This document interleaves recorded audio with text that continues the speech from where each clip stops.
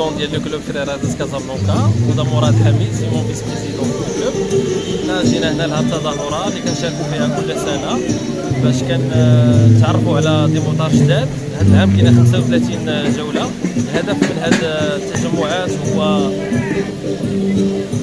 الهدف من هذه التجمعات هو إحياء الأخوة ما بين الدراجين و بروموفوار لو توريزم في المغرب، وكنتعرفوا على ثقافات جديدة، على ناس جداد.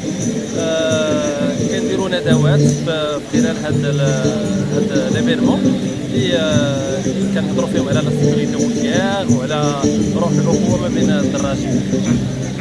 السلام عليكم ومرحبا بكم في اكبر تجمع في المغرب ديال لي موطار رود تو مراكش اورغانيزي باغ كريمسون ايسز اي كابل ايفنت.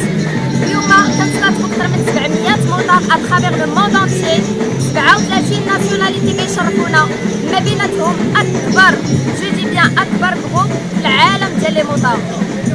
كنبغي نشكر السي عثمان الحبابي اللي بفضلو اللي جمع لينا كاع هاد الناس، واللي هو البريزيدون شاف لينا هاد المبادره هادي وجمعنا كاملين فرحنا. كنبغي نشكر السلطات وسيدنا الله ينصرو، المهم السلطات اللي وفروا لينا طريق سلس ونسيكوريتي روتيير سيكوريتي او نيفو سور تو لي نيفو.